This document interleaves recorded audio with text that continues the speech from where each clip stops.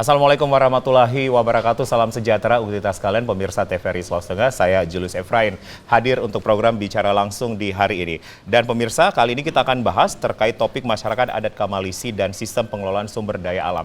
Kalau kita berbicara tentang masyarakat adat, ini merupakan sebuah entitas sosial yang masih memegang teguh tradisi turun-temurun yang kemudian ini diwariskan oleh leluhur. Secara garis besar, kalau kita bicara tentang komunitas sosial yang bisa disebut masyarakat adat, ini bukan hanya sekedar menjalankan adat istiadat tetapi juga memiliki setidaknya 4 ciri, yaitu kelembagaan adat, kemudian sejarah asal-usul, wilayah adat, dan keterikatan sosial. Nah, kita mengenal biasanya ada istilah-istilah seperti kemudian hutan, pangale, kemudian ada bonde, kebun atau ladang, wilayah yang tidak boleh dikelola karena alasan tertentu, itu disebut dengan oleh, dan juga bekas lahan yang pernah diolah disebut dengan ova, atau dilarang menanam dalam waktu tertentu dengan istilah dari kearifan lokalnya adalah napane betue. Nanti mohon saya dibenarkan kalau saya salah begitu Bapak-Bapak.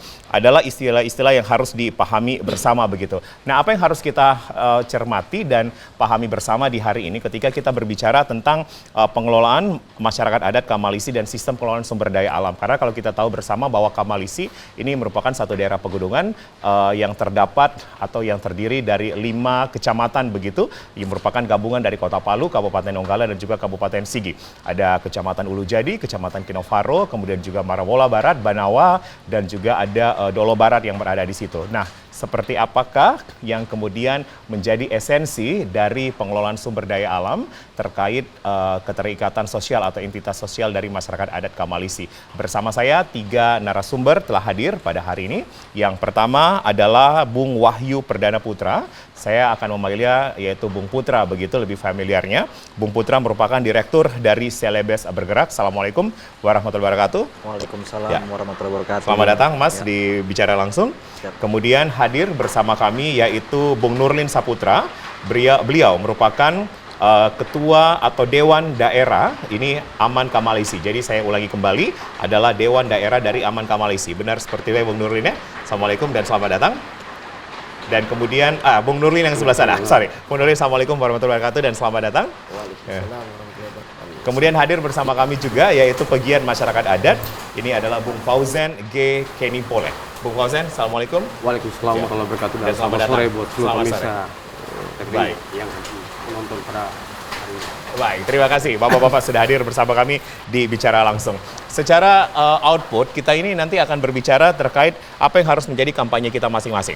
Dari Celebes Bergerak, kemudian juga dari Aman Kamalisi sendiri, serta pegiat masyarakat adat begitu. Kemudian sistem pengelolaan sumber daya alam apa yang kemudian harusnya dilakukan oleh masyarakat adat Kamalisi, ya. Dan seperti apa tupoksi atau esensi dari masing-masing aliansi atau masing-masing kelembagaan ini dalam mengurus yang namanya pengurusan terkait masyarakat adat begitu. Tapi saya dibenarkan dulu, istilah yang tadi saya sampaikan adalah istilah yang benar ya. Penggunaan bahasa lokalnya itu benar semua Mas Nurlin. Iya. Ya, jadi saya tadi menyebutnya pangale.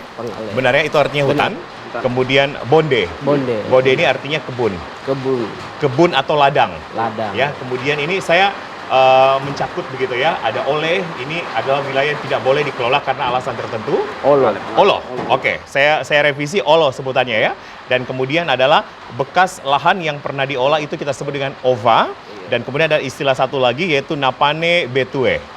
Benar ya Pak ya? Benar, itu adalah dilarang menanam dalam waktu tertentu. Baik, saya ke Pak atau Bung Putra dulu. Bung Putra, kalau kita berbicara tentang Celebes Bergerak begitu, apa yang sebenarnya menjadi tugas utama dari Celebes Bergerak ketika kita merelevansikannya dengan kegiatan-kegiatan masyarakat adat secara umum begitu? Silakan. Awalnya organisasi kami berupa koalisi. Nah, koalisi kami dinamakan Sulteng Bergerak. Pada saat itu memang fokusnya adalah merespon bencana di Palu Sigi Donggala, dan kemudian berubah status menjadi organisasi masyarakat sipil atau NGO pada 2020, yang memang fokus atau visi kami itu terhadap tata kelola sumber daya alam berkelanjutan.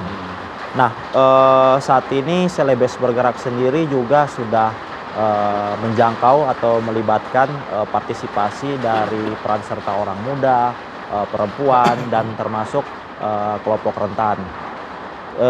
Di segmentasi lainnya juga kami melakukan aktivitas dan berkoalisi bersama kawan-kawan khususnya di teman-teman dari Aman Kamalisi untuk merespon bagaimana satu wilayah terhadap masyarakat adat dapat melindungi lingkungannya dan melindungi hutan atas aktivitas-aktivitas yang bisa mengancam eksistensi dari masyarakat adat itu sendiri. Nah, kemudian Selebes Bergerak sebelumnya juga pernah terlibat atau berpartisipasi bersama kawan-kawan pada saat itu di Poso, itu di wilayah Lore Tengah di Desa Katu. Kami juga dengan mitra kolaborasi yang sama bersama Desamdana Institute pada saat itu untuk bagaimana melakukan upaya-upaya yang berkaitan dengan budidaya baik itu ikan ataupun pemanfaatan pekarangan rumah untuk lebih ke aspek-aspek tanaman hortikultura. Nah, jadi memang sebetulnya Selebes Bergerak sudah beberapa kali melakukan aktivitas dan berkoalisi bersama Aliansi Masyarakat Adat. Gitu. Jadi selain Aliansi Masyarakat Adat Kamalisi yang akan kita bahas secara spesifik, ini sudah banyak bekerja sama dengan Aliansi Masyarakat Adat lain. Ya, salah satunya memang di wilayah Lore Tengah, itu kami seperti yang tadi saya bilang Bung, itu melakukan upaya-upaya yang berkaitan juga dengan livelihood dan bagaimana pemulihan ekonomi warga atau masyarakat adat di sana. Baik. Bu Putra, tadi sempat dikatakan bahwa ada tata kelola sumber daya alam yang berkelanjutan. Ya, ada continuously atau ada substansi dalam hal ini yaitu berkelanjutan begitu. Apa yang kemudian harusnya menjadi output ketika kita bicara tata kelola sumber daya alam berkelanjutan begitu? Ya, saat ini kami dalam proses misalnya hal-hal atau fokus isu yang berkaitan dengan iklim. Nah, kami bersama komunitas-komunitas orang muda yang ada di Kota Palu dan organisasi masyarakat sipil beserta mahasiswa itu menggalang satu forum kolaborasi yang dinamakan Palu Wasteless. Palu Wasteless itu adalah fokus atau program yang memang Palu Wasteless. Palu Wasteless Okay. untuk bicara bagaimana menghabiskan makananmu. Nah, karena kita ketahui Indonesia saat ini berada di peringkat 4 berkaitan dengan limbah sisa makanan. Nah, itu berdampak terhadap kerusakan iklim itu sendiri. Sehingga kami mengkampanyekan bagaimana habiskan sisa makananmu, termasuk juga mendorong pelaku-pelaku UMKM untuk bisa sama-sama memberitahukan kepada konsumennya apabila memakan di setiap resto atau kafenya untuk memberikan alternatif kalau misalnya mereka tidak menghabiskan sisa makanan dengan memberikan kantongan kalau bisa untuk dibawa pulang ke rumah itu. Nah, itu yang pertama soal bicara soal sumber daya yang ada. Kemudian yang kedua kami juga melibatkan banyak komunitas dan kawan-kawan khususnya perempuan untuk melihat bagaimana mencegah soal praktek-praktek kekerasan berbasis gender seksual yang ada di Kota Palu melalui pelibatan kawan-kawan yang ada di beberapa kelurahan dan juga rekan-rekan orang muda yang kami libatkan termasuk organisasi-organisasi dan komunitas mereka. Nah, untuk terkait tata kelola sumber daya alam berkelanjutan juga ada di bagian kawan-kawan koalisi, itu di teman-teman khususnya Aman Kamalisi yang juga mungkin melihat hal-hal yang belum tersentuh pada fasilitasi advokasinya, misalnya ada di wilayah bukan tidak tersentuh tapi mungkin untuk mengoptimalkan ada di wilayah Kalora dan di wilayah Salena juga. Baik, nanti saya akan kembali ke Bung Putra karena ini terkait bagaimana kemudian keterlibatan dari anak muda kemudian juga perempuan ya. Karena ini sebenarnya menjadi multiplier effect begitu. Karena sempat disinggung tadi adalah pelaku UMKM sendiri begitu yang kemudian ini bisa menjadi mitra kerja. Saya ke Bung Fauzen dulu. Bung Fauzen GK Nimpole pegiat masyarakat adat. Bung Fauzen, kalau kita berbicara entitas dari adat sendiri, Bung Fauzen melihatnya seperti apa kemudian kearifan yang saat ini ya bisa menjadi framing begitu dari Sulawesi Tengah. Oke, jadi begini, kita bicara dulu soal sebenarnya gerakan masyarakat adat ini sudah jauh sebelum dilakukan oleh beberapa tahun dengan beberapa kawan-kawan NGO sudah melakukan soal itu gerakan masyarakat adat. Nah, gerakan masyarakat ini sebenarnya dia memang secara global itu kan ada semacam UNREP itu kan. United Declaration of Human Rights Indigenous People, itu salah satu deklarasi yang memang memperjuangkan hak masyarakat adat baik secara budaya, tradisi, semacam kearifan lokal itu kan. Nah makanya sebenarnya proses gerakan masyarakat itu tidak jauh dari soal pelestarian alam. Ya. Di mana sebetulnya kita bisa melihat bahwa bagaimana perkembangan lajunya investasi sebetulnya ini juga akan berpengaruh sebetulnya pada kerusakan-kerusakan misalnya lingkungan, baik soal budaya, tradisi, sehingga menurut saya bahwa penting ada semacam kebersamaan dalam hal bagaimana merumuskan proses sistemnya secara bersama sehingga sistem itu bisa berkelanjutan yang seperti dibilang pembutar tadi sustainable. Sehingga misalnya konsep pengolahan sumber daya alam yang berbasis pada kearifan ini bisa juga dijadikan sebagai alat legitimasi dalam proses pembangunan pemerintah misalnya terhadap keberlanjutan atas pembangunan daerah, sehingga jangan sampai kita melihat masyarakat sebagai tempat yang wilayah yang kumuh, tidak maju, segala macam, padahal sebetulnya ideologi politik ekonomi itu sudah berjalan jauh berabad-abad di wilayah masyarakat adat itu. Misalnya seperti Bung sebut tadi ada yang namanya Olo, Owa, Pangale itu. Sebetulnya itu adalah konsep pengolahan sumber daya alam yang memang sudah berabad-abad sudah berlangsung dan itu terbukti bisa menghasilkan penghidupan pada masyarakat dan melestarikan alam. Nah, misalnya saya sendiri sebenarnya tinggal di kawasan adat yang namanya Wenumpu di Desa Kanuna itu. Bisa diulang, ada?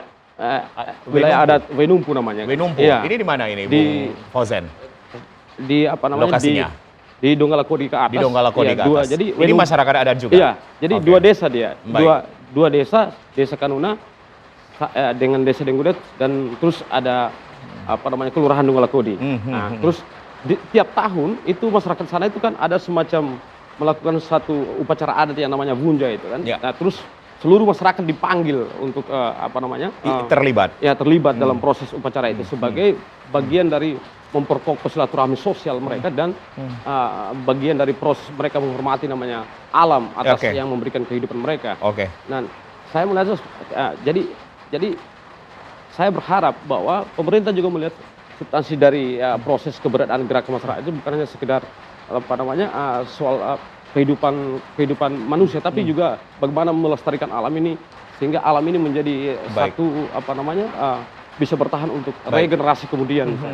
Nah, seperti itu kira-kira. Baik, kita bicara substansi sosial yang diharapkan sebenarnya pemerintah melihat itu. Nah, ini kan terkait dengan yang namanya sistem. Iya. Kalau Bung Fauzen lihat sistem yang terbangun ini apakah belum menyentuh yang namanya substansi sosial begitu? Ya, kalau sekarang ini kan kita lihat memang belum sama sekali belum kurang ya. Sistem kita masih kurang terbentuk masih kurang hal menyentuh tersebut. Hal tersebut. Misalnya kemarin kawan-kawan beberapa organisasi masyarakat adat dan beberapa aktivis masyarakat adat itu lagi merumuskan soal bagaimana ada perda pengakuan Perda. peraturan daerah. Perdanya di Palu, Iya, Sulawesi Tengah ya, Iya, Perda Sulawesi Tengah. Itu lagi digagas untuk baik. mendukung soal keberadaan masyarakat adat itu. Perda ini masih digagas. Masih sementara dirumuskan dan digagas. Dikawal terus gitu, Bung Fauzen? Iya. Bung Fauzen mengawal terus bersama dengan Bersama teman-teman? kawan-kawan. Bersama kawan-kawan terus dikawal ya. Saya ke Bung Nurlin Saputra, Dewan Daerah dari Aman Kamalisi. Bung Nurlin, ini secara spesifik, Aman Kamalisi ini adalah satu masyarakat adat yang berada di satu daerah. Iya, seperti itu? Secara spesifik, ya. Dia masyarakat yang berada di pegunungan bagian barat ini, Kota Palu. Nah, terdiri dari sudah disebutkan tadi ada 5 kecamatan. Yang saya sebut tadi benar semua begitu ya, Mas ya? Jadi dia berbeda dengan administrasi karena posisinya ada pembagian wilayah adat sendiri yang ada di khususnya Kamalisi. Saya sebelumnya itu kalau bicara tentang Kamalisi, tentunya nama sebuah gunung yang ada di pegunungan bagian barat. Jadi Kamalisi adalah nama sebuah gunung. Nama sebuah gunung. Iya. Cikal bakal misalnya lahirnya daripada Kamalisi ini kan memang karena pada saat itu ini berdiri tahun 2000. Baik. Berdiri tahun 2000 yang digagas sebelumnya itu jauh sebelum Kamalisi terbentuk karena memang masyarakat masih terpinggirkan secara politik, terpinggirkan secara ekonomi dan lain sebagainya sehingga membentuk sebuah organisasi. Pada saat itu masih didampingi oleh LSM, NGO pada saat itu. LSM, ya ini Bapak, maksudnya dari YPR, Yayasan Pendidikan Rakyat, Bapak, yang sekarang sudah jadi tenaga ahli gubernur, Bapak Emrida Saleh. Nah, saat ini sampai sudah terbentuknya Kamalisi belum aman, masih amak pada saat itu. Aliansi Masyarakat Adat Kamalisi. Jadi intisari dari organisasi Kamalisi lebih pada penguasaan terhadap sumber daya alam, bicara tentang tanah. Terbukti pada saat itu ada reclaiming tanah yang ada di Banawa Selatan, yang dintoli pada saat itu ada sekitar 250 hektar. Iya, yang sudah distribusi tanah untuk orang Daa pada saat itu. Karena tersebar ada 3 etnis Daa yang ada di wilayah Kamalisi ini, Unde, Inde, Daa. Ya, ada. Mungkin itu sementara. Baik, ini secara spesifik berarti terdiri dari 3 kabupaten dan ada 5 kecamatan di sana. Kalau kita bicara tentang sumber daya alam yang ada di Kamalisi, sumber daya alam apa saja yang terdapat di sana, Bung Nurlin? Kalau bicara sumber daya alam yang saat ini, pertama ada air, kemudian hutan, ada banyak yang sebenarnya mineral-mineral yang macam batu dan lain sebagainya. Tapi intisarinya itu adalah hutan. Karena di dalam pegunungan ini sudah banyak energi-energi yang ada di dalamnya. Utama air yang ada di wilayah pegunungan. Karena saat ini ada kesepakatan orang tua beberapa adat ini bahwa setiap orang luar yang masuk di wilayah itu harus pamit sama beberapa dewan adat yang ada di pembagian wilayah adat ya.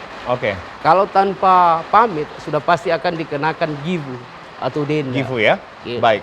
Untuk dewan adat sendiri yang berada di Aman Kamalisi terdiri dari siapa saja begitu, Bung Nurlin, dan berapa orang yang kemudian diberikan kepercayaan? Kalau untuk pembagian untuk dewan adat, kebetulan saya sebenarnya yang masih muda sekali. Saya yang paling muda sebagai yang terpilih kemarin Dewan Adat Kamalisi.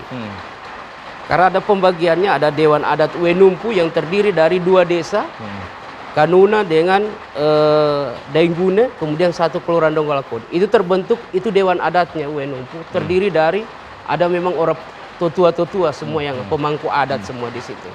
Kemudian Dewan Pantapa itu meliputi Desa Doda, Kecamatan Kinovaro. Ada juga dewan adatnya di situ. Kemudian di Kinovaro sendiri ada dewan adatnya itu. Kemudian wilayah Nggolo, nah, di wilayah Nggolo ini terbagi ada di Salena Bolonggima, yang sekarang ada Paralayang itu, nah, itu Nggolo namanya. Kemudian wilayah Bayanga terdiri dari 1 kota, 1 juga Kabupaten Sigi, yaitu Desa Kalora, masuk wilayah Kinovaro, Kabupaten Sigi, dan wilayah Wana. Wana itu masuk Kelurahan Tipo. Jadi dia kawasan pesisir lereng dengan pegunungan. Kemudian wilayah adat di Kasoloa Barat itu masuk di Kecamatan Banawa Selatan. Bung Nurlin, ini kan secara spesifik lokasi begitu, ini kan terdiri dari beberapa kabupaten, kecamatan, dan ada beberapa dewan adat begitu. Nah, ini bagaimana biar komunikasinya bisa seiring sejalan begitu? Artinya sama nih yang bisa kita cerna bersama ketika kita bicara tentang keterkaitan masyarakat adat dan juga pengelolaan SDA-nya begitu. Oh iya. Jadi setiap kami ada internal organisasi mengundang, ada sekitar 6 bulan. Ada rapat pengurus. Pertemuannya sekitar sekali dalam 6 bulan ada pertemuan dilakukan begitu? Ada pertemuan 6 bulan yang dilakukan khusus untuk Dewan Adat. Di luar daripada pengurus pelaksana hariannya. Pelaksana hariannya kan Bung Demus. Kemudian mereka yang kalau dewannya lebih pada bekerja di wilayah tertentu sebagai DPR-nya. Baik, jadi ada DPR-nya juga di dalam gitu ya? Mengontrol kinerja daripada Aman Kamalisi. Baik, saya nanti akan lebih eksplor ke Dewan Adat khususnya di Aman Kamalisi begitu ya, karena ini tertarik ketika kita bicara tentang bagaimana masyarakat adat di sana dan sistem pengelolaannya seperti apa begitu. Saya kembali ke Bung Fauzan. Bung Fauzan ini sebagai pegiat masyarakat adat ya, melihat bagaimana komunikasi yang dibangun ya. Ini terdiri dari beberapa kabupaten, kita mencontohkan Kamalisi, kemudian beberapa kecamatan, dan ada Dewan Adat pun juga yang terdiri dari beberapa begitu. Nah, seperti apa kemudian Bung Fauzan melihat biar Dewan Adat ya atau Dewan Daerah itu sendiri itu bisa sama-sama begitu, secara pola pikir, secara program ya, dan kemudian secara substansi ke bawah ke adatnya sendiri begitu, ke masyarakat.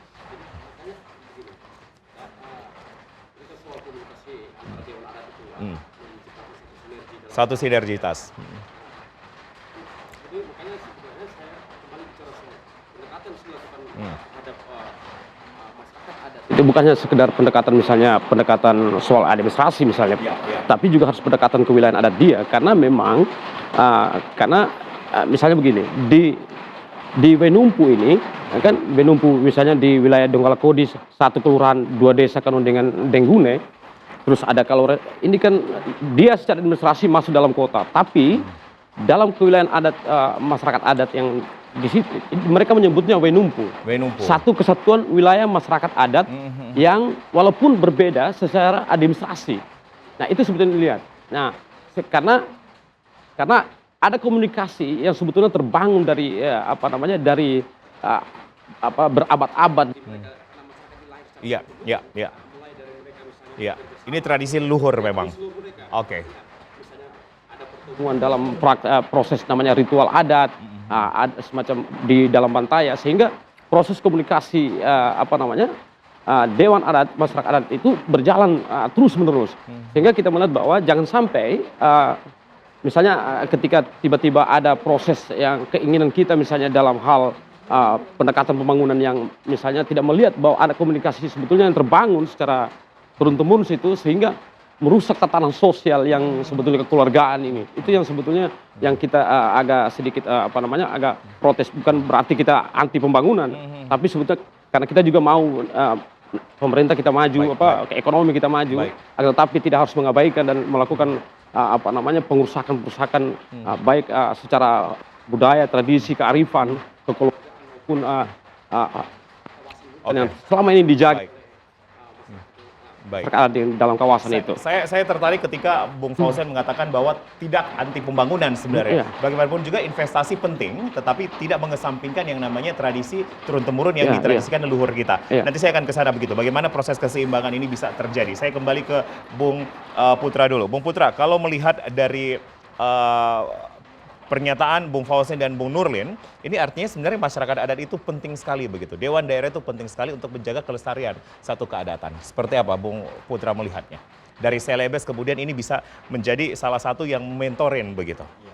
Yang pertama peran dari Selebes bergerak itu adalah bagaimana tidak menggeser aktivitas atau gerakan yang teman-teman sudah bangun, yang sudah lakukan. Nah, semangat kami ada semangat kolaborasi dan juga mengisi ruang-ruang yang mungkin bisa untuk kembali diperkuat. Nah, salah satunya melalui upaya-upaya campaign bersama, upaya-upaya melakukan penguatan kapasitas atau pendiskusian di tingkat masyarakat, termasuk juga dengan bagaimana kami turut andil untuk bisa saling menghubungkan untuk memperkuat siapa saja yang bisa kami ajak kolaborasi menjadi sekutu dan juga bisa untuk berbicara dan banyak berkontribusi terhadap aspek-aspek gerakan-gerakan tata kelola sumber daya alam khususnya bagi kelompok masyarakat adat. Nah, saat ini kami juga kawan-kawan itu sedang turun, itu ada salah satu organisasi Gerakan Mahasiswa Nasional Indonesia, Gemini Palu saat ini sedang melakukan aktivitas berdiskusi bersama warga, melihat, memantau gitu. Berkaitan juga hal-hal yang sifatnya seperti apa, ada obat-obat tradisional di sana, bagaimana melestarikan bahasa, itu juga kami melihat aspek-aspek sosial seperti itu. Baik.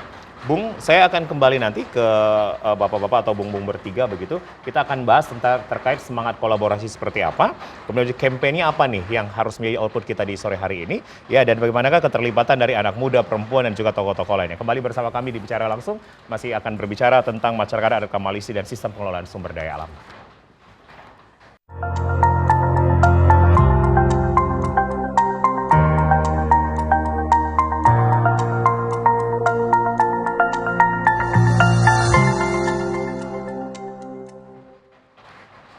Anda kembali bersama kami di Bicara Langsung, kita masih membahas topik terkait masyarakat adat Kamalisi dan sistem pengelolaan sumber daya alam. Bung Putra dari Direktur Selebes bergerak hadir, kemudian Bung Fauzen juga dari Pegiat Masyarakat Adat dan Bung Nurlin Saputra selaku Dewan Daerah. Saya kembali ke Bung Nurlin dulu.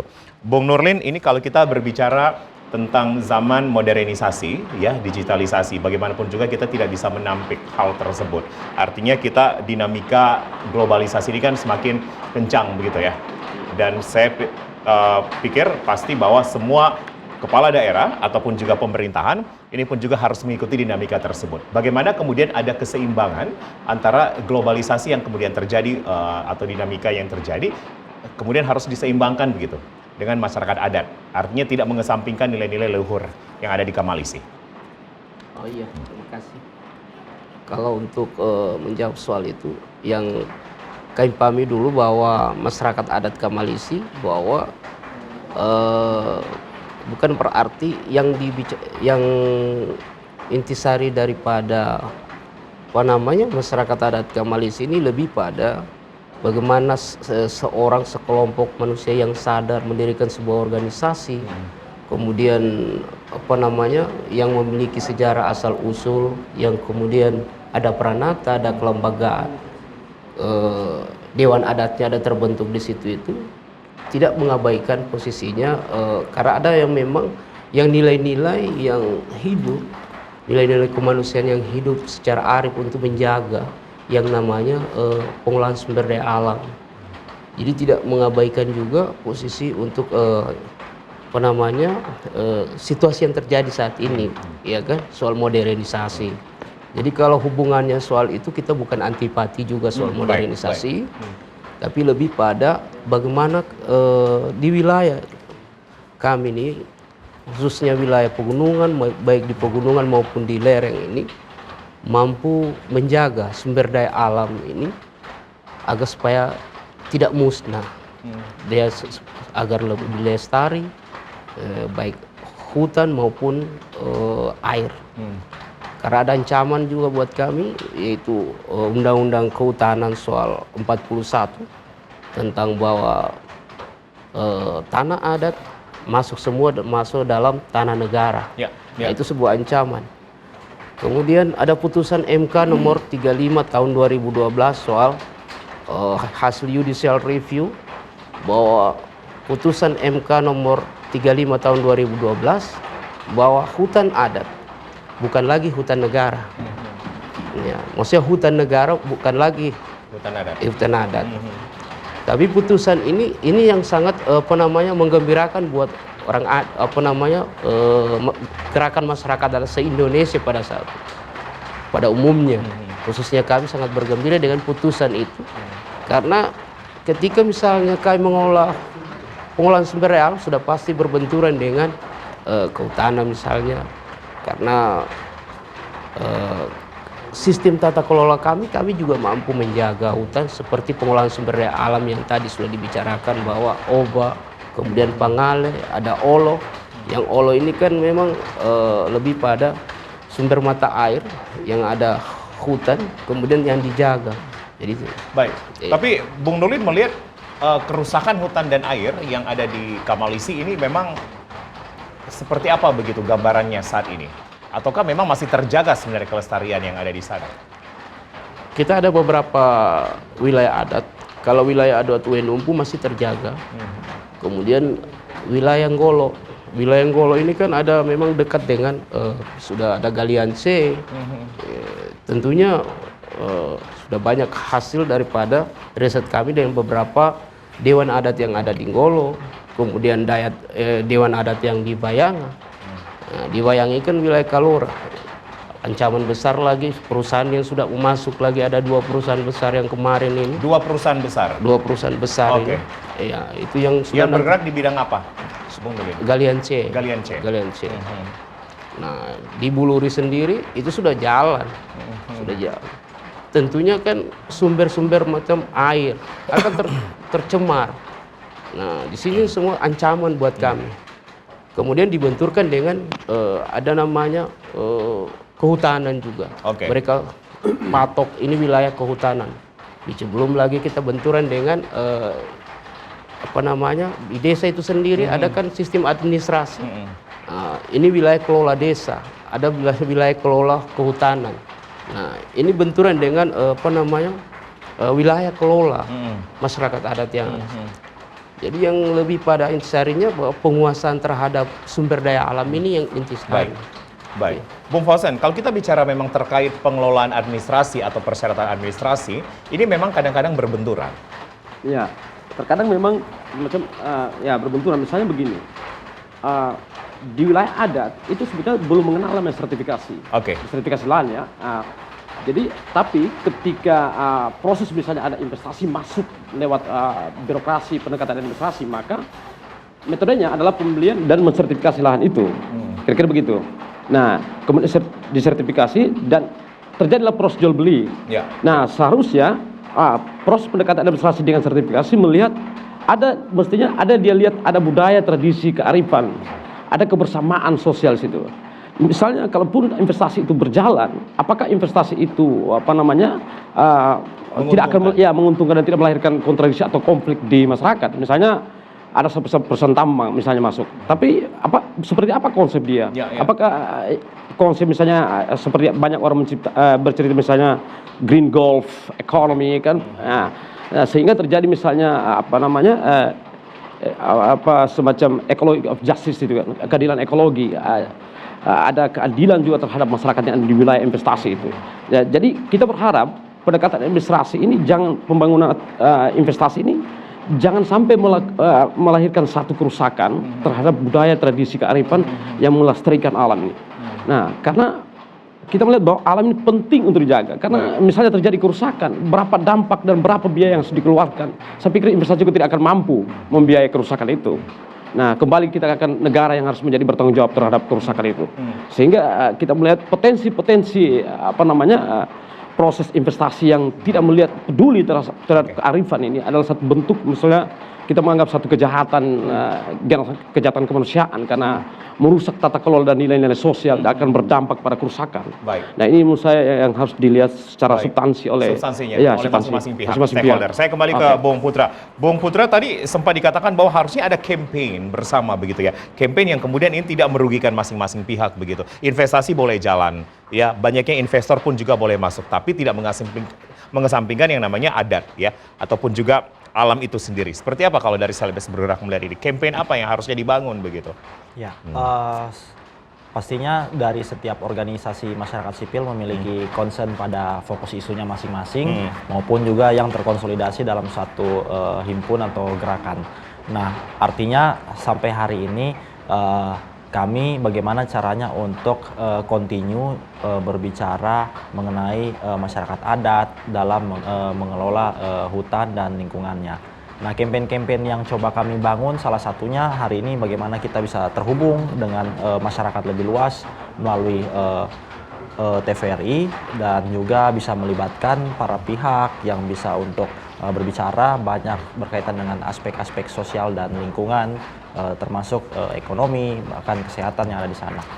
Selain daripada itu mungkin gerakan-gerakan kolaborasi yang terintegrasi itu juga bisa kita perkuat, terutama bagaimana kita bisa melakukan pelibatan atau media yang ada untuk bekerja sama untuk menyuarakan isu-isu berkaitan soal tata kelola sumber daya alam. Baik, dan kolaborasi ini dilakukan dengan semua pihak atau semua tokoh begitu.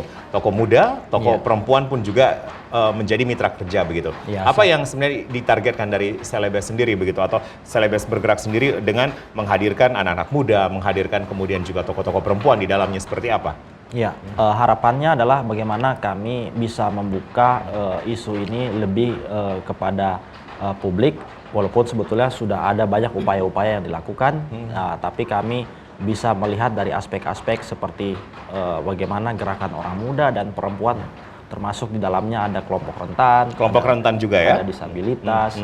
Nah, itu bisa memahami dan melihat bahwa ini adalah gerakan kolektif bersama yang juga perlu untuk disuarakan dan dilestarikan situasinya. Nah, seperti apa yang disampaikan juga oleh Presiden pertama kita, Bung Karno, bahwa Trisakti itu harus kita jaga. Salah satunya juga bagaimana gerakan-gerakan pemanfaatan dan menjaga lingkungan ini bisa terintegrasi bersama masyarakat adat. Sejauh ini integrasinya seperti apa, kolaborasinya seperti apa? Ya, kami sudah melakukan upaya seperti rilis media, kami sudah melakukan upaya ada podcast memperkenalkan kepada publik bagaimana di sana ada banyak tanaman-tanaman tradisional misalnya untuk kita jaga, karena bagaimana salah satu dampak misalnya tercemarnya polusi udara itu tentu mempengaruhi juga tanaman atau obat tradisional yang hari ini mungkin tercemar, atau misalnya bagaimana merawat kelestarian bahasa itu sendiri yang salah. Itu kalau dari kami. Baik, Bung Fauzen tadi dikatakan bahwa ada dua investor ya, kalau saya tidak salah begitu tadi Bung Nurlin, ini yang kemudian masuk ya untuk ini baru begitu Bung Nurlin atau seperti apa investasi ini? Kalau untuk wilayah Kalora itu baru. Artinya barunya berapa lama begitu? Sudah berapa lama? sudah keluar IUP-nya. Oke, itu seperti apa kemudian Bung Fauzen yang melihat begitu ketika banyaknya investasi baru yang masuk? Kemarin memang kebetulan desa Kalora ini tidak jauh juga dari desa saya sebetulnya. Jadi dalam proses perjalanan IUP izin usaha pertambangan yang ada di desa Kalora, kan desa Kalora juga masuk dalam kategori wilayah adat Wayanga itu. Kan salah satu wilayah yang secara turun-turun ada masyarakat adat di dalam kawasan itu. Nah, dengan proses perjalanan informasi perjalanan investasi ini ada beberapa orang masyarakat adat yang sekarang terlapor akibatnya terlapor di pihak kepolisian. Maladministrasi begitu? Iya, terkait dengan soal mungkin mereka dalam hal protes terhadap izin itu. Karena mungkin ada dampak terhadap proses kerusakan alam yang berada di wilayah mereka. Nah, saya pikir juga pemerintah harus ikut serta terlibat dalam hal mengawal proses ini agar tidak terjadi clash konflik yang terjadi di masyarakat begitu. Karena juga kita melihat bahwa posisi Kalora juga kan berada dalam satu pegunungan di mana muara Sungai Kalora ini kan muaranya ada beberapa kelurahan misalnya di bawah. Agak beda sedikit dengan di kawasan Donggala ya. Karena memang muara agak sedikit langsung ke laut. Kalau misalnya kalau Kalora itu ada masyarakat Tipo, terus ada masyarakat yang Silaya yang di bawah, terus juga ada masyarakat yang ada di samping. Itu juga harus ada kajian khusus menurut saya kalau misalnya ada terjadi eksplorasi yang di desa itu. Dan seperti kembali bahwa juga masyarakat ada di posisinya seperti apa dia? Apakah tidak menggeser posisi kearifan lokal dia sebagai masyarakat yang secara turun-turun menganut budaya kearifan itu dan budaya ada semacam tradisi adat istiadat mereka. Nah, kalau seumpamanya misalnya tidak memposisikan masyarakat adat sebagai hal objek yang penting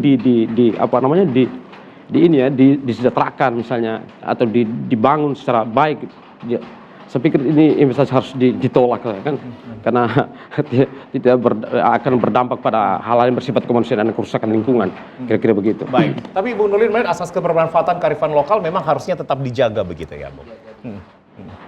Karena pegunungan Kamalisi ini wilayah kerja yang kita bicara khususnya Kamalisi itu sebagai penyangga yang ada di Kota Palu. Karena ketika misalnya itu gundul, ketika misalnya artinya di luar daripada yang aslinya, sudah pasti alam akan menjawab sendiri. Buktinya kemarin ada banjir besar tahun 96 yang menghanyutkan ada beberapa rumah yang ada di Silaya, itu wilayah Wenumpu dan wilayah Kalora juga. Ketika seperti yang sampaikan tadi ada dua perusahaan yang masuk. Nah, mau tidak mau, sedangkan ini jutaan orang mau hidup di bawah, makanya kami jaga dan lestari ini. Ya bukan hanya kita menyelamatkan baik yang di atas maupun yang di bawah. Iya. Bung Nurlin, isu climate change ya atau perubahan iklim ini kan memang menjadi isu yang terus dibahas ya setiap tahun. Bahkan kemarin kalau kita pun juga melihat di berbagai ajang debat pilkada, isu lingkungan hidup pun ini menjadi salah satu isu yang penting begitu. Bung Nurlin melihat ini seperti apa kemudian kalau kita bicara climate change khususnya dari Kamalisi sendiri begitu, perubahan-perubahan iklim? Kalau untuk perubahan iklim, bahkan ada yang disebut dengan kami ada program apa yang menjaga hutan, kemudian ada orang yang bisa menjaga hutan supaya tak ada karbon apa segala macam ya kan.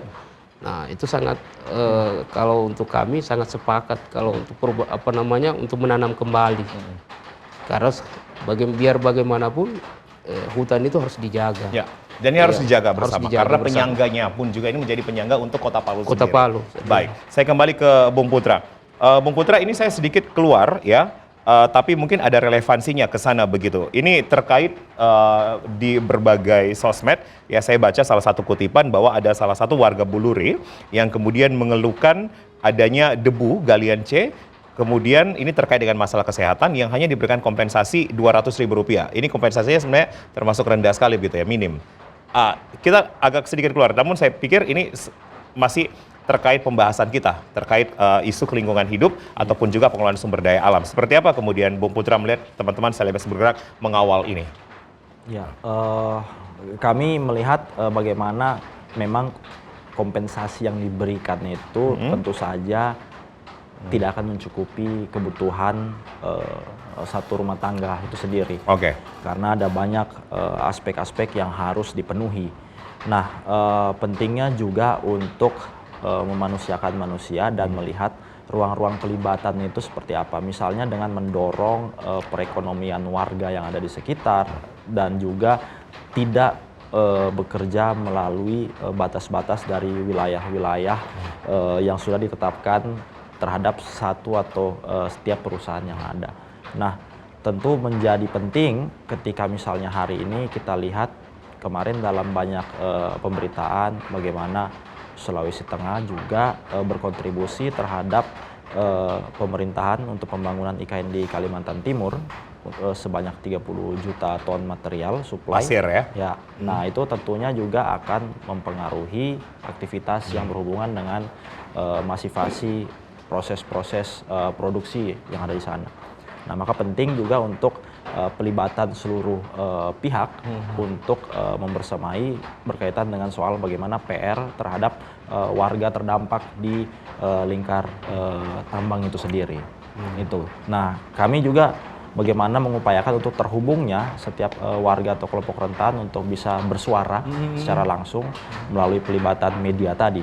Dan dalam saat ini proses kami adalah bagaimana juga sedang menggarap video dokumentasi singkat terhadap bagaimana bisa menyuarakan aspirasi-aspirasi dari warga untuk menjaga lingkungan dan termasuk warga yang terdampak itu sendiri.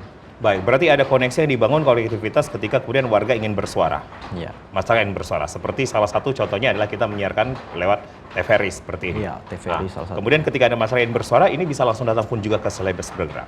Iya, kami akan berusaha untuk mengakomodir apa yang menjadi aspirasi-aspirasi dari warga itu sendiri dalam hal-hal yang berkaitan dengan campaign-campaign di ranah publik seperti itu. Nah, kalau misalnya bicara soal hal-hal yang sifatnya lebih teknis atau prinsipil, lebih prinsipil, nah ada banyak organisasi-organisasi masyarakat sipil lainnya juga yang memang terkonsentrasi dan fokus pada bidangnya tersebut. Baik, saya kembali ke Bung Nurlin. Bung Nurlin, ini pun juga saya ambil, saya kutip dari Instagram Selebes Bergerak, masyarakat adat Kamalisi dan ancamannya saat ini. Jika wilayah adat dikuasai pihak luar, maka pastinya masyarakat adat akan kehilangan kontrol atas tanah dan harus menjadi tamu di rumah mereka sendiri. Peluang ancaman ini sebenarnya sudah terjadi, Mas Nurlin. Bung Nurlin. Peluang ini sudah terjadi. Karena memang ancaman ini maksud saya, peluang ancaman ini. Iya, peluang ancaman ini sudah terjadi. Karena posisinya di wilayah Bayangan sendiri ada dua perusahaan itu kan sudah keterbit IU. Oke. Tanpa konfirmasi dengan masyarakat adat yang ada di Kalora. Sehingga mau tidak mau perusahaan itu digibu. Oke. Harus dikenakan sanksi. Harusnya digibu. Tapi belum. Ya, prosesnya belum, eksekusinya belum terjadi. Iya, karena posisinya kami akan melakukan konsolidasi. Oke. Konsolidasi dengan beberapa solidaritas berkaitan dengan ketika itu misalnya dikelola karena IUP sudah ada, mau tidak mau sudah pasti nantinya akan sudah pasti banyak virus yang belum lagi ditambah dengan pengerusakan lingkungan. Ya banyak dampak negatifnya lebih banyak. Hasil konsolidasinya, Bung Nurlin? Kalau kita untuk saat ini ada beberapa pertemuan-pertemuan kampung yang dari Aliansi Masyarakat Kamalisi yang khususnya pengurus hariannya, karena kami di Dewan, jadi lebih berkoordinasi dengan mereka yang ada di pelaksana hariannya, ada beberapa pengurus hariannya dan kami dikoordinasikan bahwa di wilayah ini ada terjadi, ada sudah IUP yang seperti ini. Nah, jadi kami sudah hanya mendapatkan koordinasi dari teman-teman pengurus harian. Nah, gitu. Bung Nurin, apa tanggapan dari pegiat masyarakat adat? Harusnya ini sebenarnya ada sanksinya begitu, tapi Ya. eksekusinya belum ke sana karena ada konsolidasi yang sudah dibangun begitu. Sebetulnya proses yang dilakukan Bung Nurul ini dengan konsolidasi terhadap pada seluruh masyarakat untuk protes dan ingin menggibur, sebetulnya beberapa kali yang dilakukan oleh masyarakat Kalora di bawah gerakan aliansi masyarakat adat itu sudah terjadi. Bahkan mereka pada waktu itu ada demo protes atas saudara-saudara mereka yang sekarang terlapor bahkan dan izin yang berlaku di sana. Nah, saya pikir ini bukan hal yang baru, wacana ini sudah sudah ada di publik. Nah, saya pikir pemerintah harus ambil alih, apalagi sekarang dapat informasi ada semacam dewan adat provinsi begitu kan. Saya pikir mereka ini sudah harus menjadi bagian dari proses untuk bagaimana mendukung perjuangan ke masyarakat yang ada di wilayah Kamalisi Desa Kalora, karena misalnya masyarakat sana dirugikan karena biar bagaimanapun ada masyarakat adat yang punya hak kearifan yang secara turun-temurun yang mesti harus dijaga. Karena sebetulnya kita tidak anti pembangunan, sekali lagi kita tidak anti pembangunan, tidak antipati ke sana. tetapi kita anti dengan kerakusan atas penguasaan itu. Karena manusia ini misalnya tidak akan pernah cukup ini bumi jika ada seorang seraka yang tinggal di atas bumi ini biar kapanpun. Nah, seperti itu. Jadi kita berharap bahwa ada penyelesaian konkret sehingga kita berharap sehingga masyarakat ini tidak terjadi konflik di dalamnya. Itu harapan kita, sehingga proses pembangunan jalan masyarakat juga hak masyarakat sebagai masyarakat yang turun temurun itu hak ekonomi, hak dasar dia terpenuhi oleh pemerintah begitu.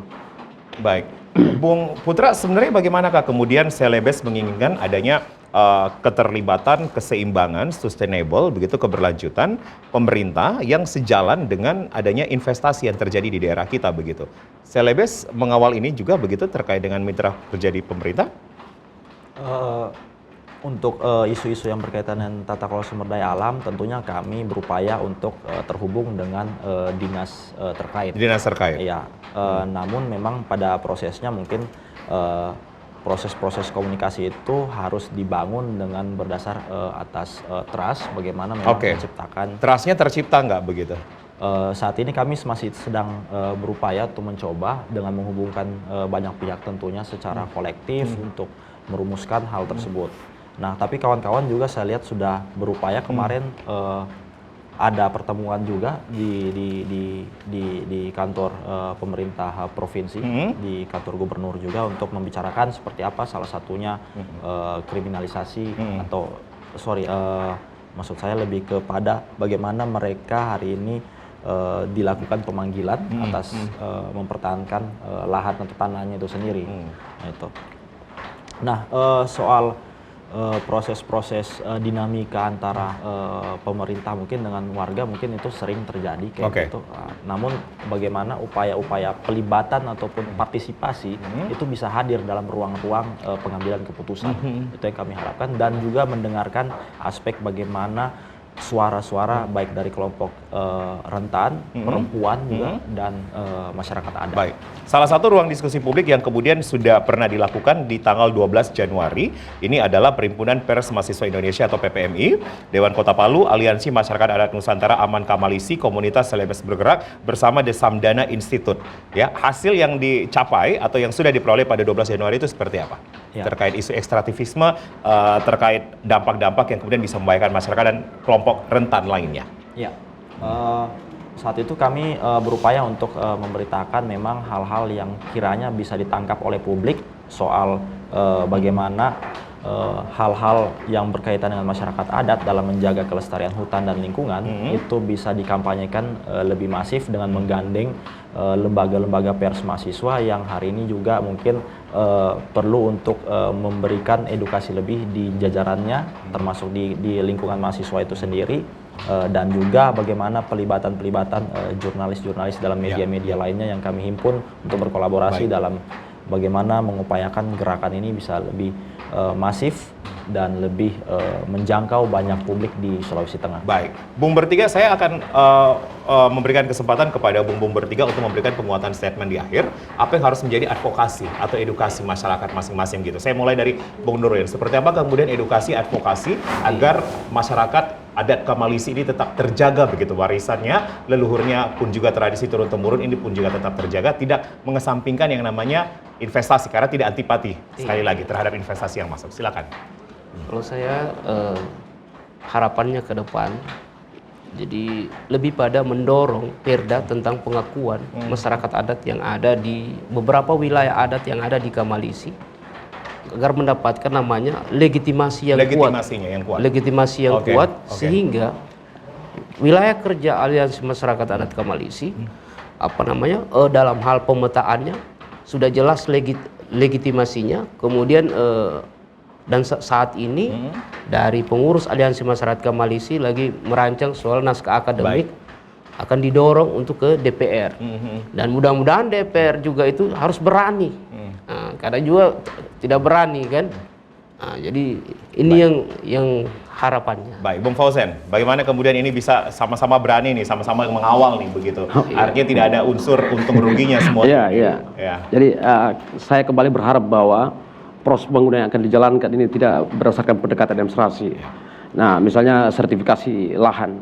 Karena misalnya jika di wilayah itu berdampak pada nilai-nilai sosial, kearifan, keberagaman, terus pelestarian alam yang dibangun secara turun-temurun. Karena logika sertifikasi sebetulnya kita harus pahami bahwa jauh sebelum kita hidup tanah juga sudah sertifikasi kita bahwa Anda akan mati. Kira-kira begitu. Baik. Nah, sehingga ayo kita bangun dengan ekonomi masyarakat ini. Walaupun misalnya di wilayah masyarakat dengan menjadikan mereka sebagai objek penting yang harus kita layani sebagai membangun nilai-nilai kemanusiaan. Baik. Begitu. Bung Putra. Baik. Bung Putra masih punya banyak waktu nih. Pertama, komunitas Celebes bergerak terbuka bagi setiap organisasi, komunitas maupun masyarakat yang memang memiliki fokus isu yang berkaitan dengan tata kelola sumber daya alam. Nah, kami menghimpun dan berkolaborasi bekerja sama untuk bagaimana melibatkan banyak gerakan untuk dapat menyuarakan atau mengkampanyekan satu isu atau advokasi tertentu untuk lebih masif dan menjangkau publik lebih luas. Harapannya kawan-kawan juga bisa terintegrasi dengan isu yang sedang saat ini digaungkan bersama dengan kelompok khususnya kawan-kawan juga di Aman Kamalisi dan juga organisasi-organisasi lainnya yang tergabung pada saat situasi gerakan saat ini. Mungkin itu sedikit dari saya dari Celebes. Oke, tapi kita masih punya sedikit waktu begitu. Artinya ini optimis bahwa keberlanjutan bisa dilakukan begitu ya dengan tidak mengesampingkan kemudian adat istiadat itu sendiri. Iya, benar. Kita tidak mengesampingkan adat istiadat itu sendiri dan menggeser nilai-nilai yang sudah memang menjadi pengakuan.